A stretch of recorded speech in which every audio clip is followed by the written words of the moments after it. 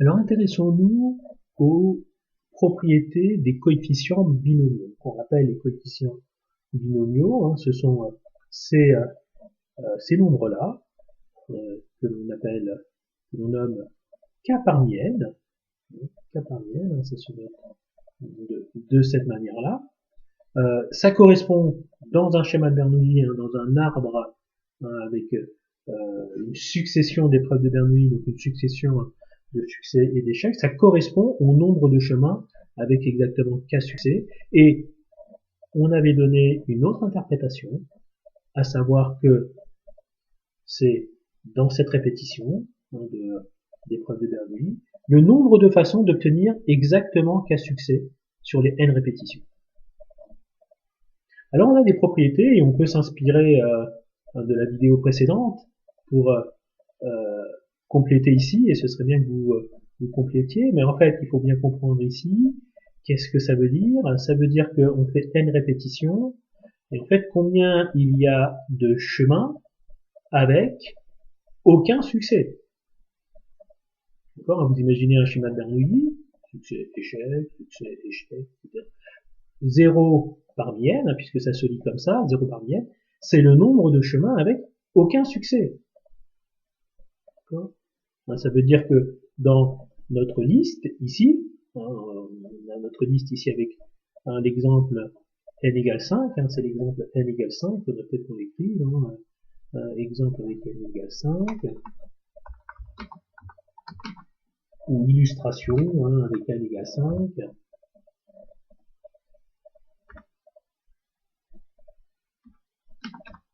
Voilà, illustration avec un exemple, illustration avec n égale 5.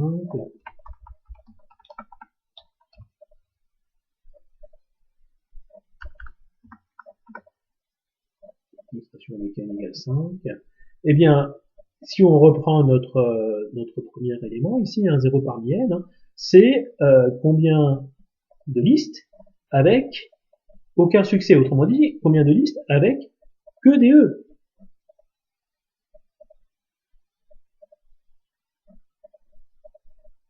D'accord? Et donc je vous laisse compléter. 1 parmi n, c'est le nombre de listes avec exactement un succès. Donc je prends mon S, et là on a une liste avec exactement un succès. Et derrière il faut compléter avec des échecs.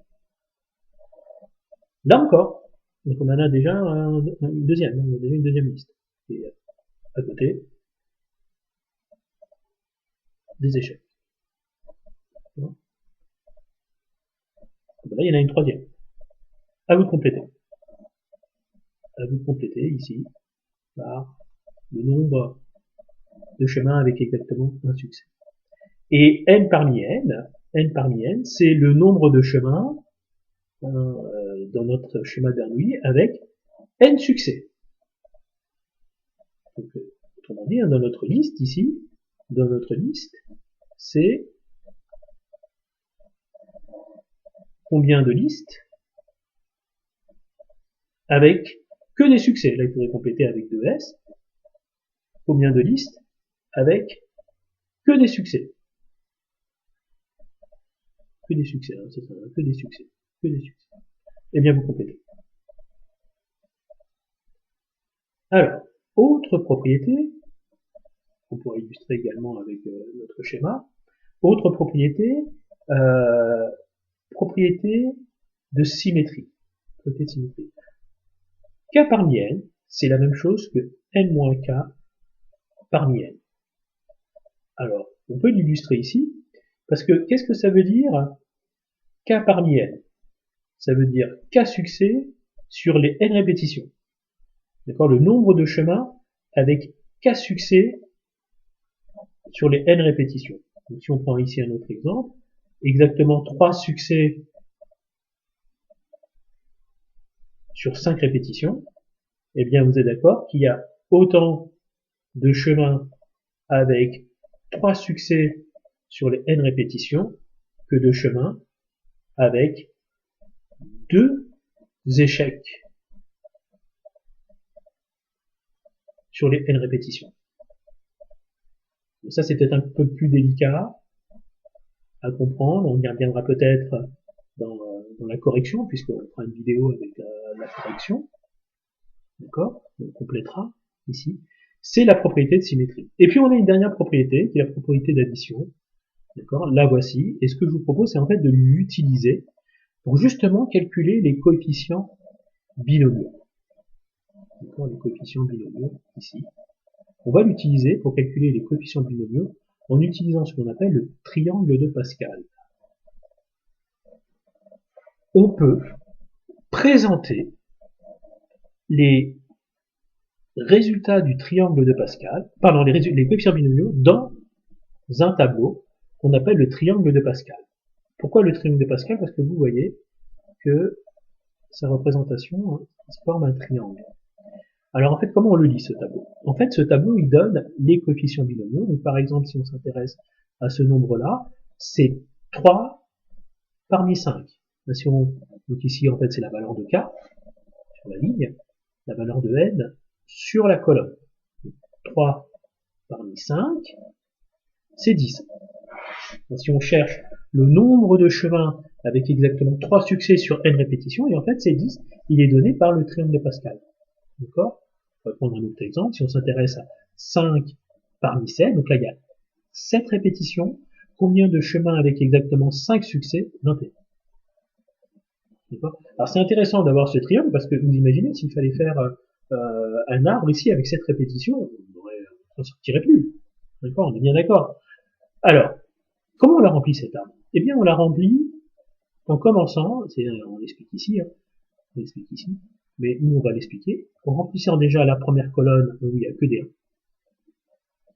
1. Et la diagonale où il y a également que des 1. D'accord? Ça, c'est le début de la construction d'un arbre. Et ensuite, pour compléter les autres valeurs, on utilise la propriété d'addition. Comment? Eh bien, regardez, le nombre que l'on a complété ici, en fait, il correspond à la somme des deux nombres qui sont situés donc, juste au-dessus et au-dessus à gauche. On a ici, regardez, on voit ici le schéma. On additionne les deux nombres et on obtient la somme nous donne le résultat ici. D'accord? Et ici, vous voyez, c'est exactement ce qu'on vient de dire, 3, c'est 1 plus 2. D'accord? Le 3 ici, c'est 2 plus 1. Par exemple, on veut remplir le 20, c'est 10 plus 10. On additionne le nombre qui est juste au-dessus et celui qui est juste au-dessus à gauche. D'accord? On peut faire, alors est-ce qu'on peut, on va essayer de matérialiser ça un peu mieux. Alors, on va prendre un fond rouge. Et donc, par exemple, si pour obtenir le 15, là, voilà. Eh bien, ce qu'on fait, alors on fait ça. C'est plus simple que ce que je voulais faire au début. Alors regardez.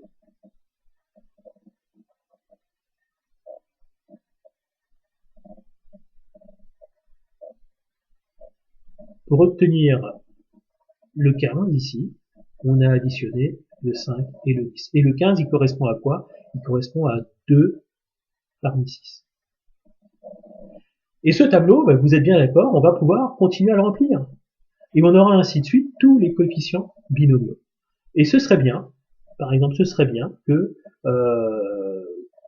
pour vous familiariser avec, ce serait bien que vous essayiez de remplir ce tableau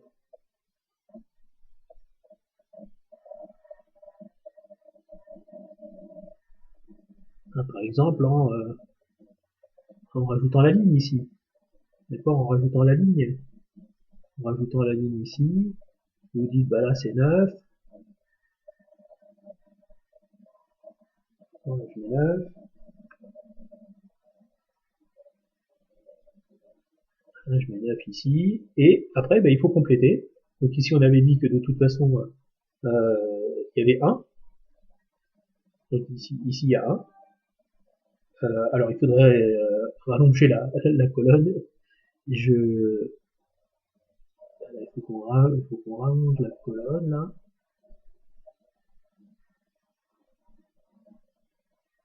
Alors, je vais refaire,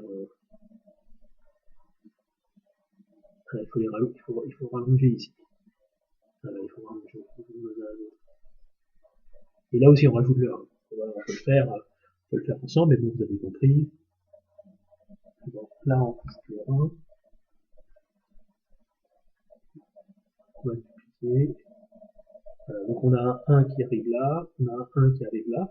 Et donc ce serait bien que de vous-même, eh bien vous, voilà, vous remplissiez les colonnes ici. D'accord? Et puis pour terminer avec cette vidéo et sur le cours, la calculatrice, la calculatrice permet de calculer les coefficients binomiaux, parce qu'on imagine aussi que s'il fallait faire un arbre, par exemple on cherche, je sais pas, 45 parmi 100, si on doit faire un arbre avec les 100 lignes, on n'a pas fini. Eh bien, la calculatrice, elle arrive à notre secours. Là, on a un exemple pour calculer, par exemple, 5 parmi 10. D'accord? Et vous avez donc les séquences calculatrices avec Casio, avec TI ou avec Uniworks. Je vous laisse vous entraîner. Voilà. Travaillez bien et voilà, je vais vous donner des consignes également par mail et sur Pronote. Voilà. Bon courage.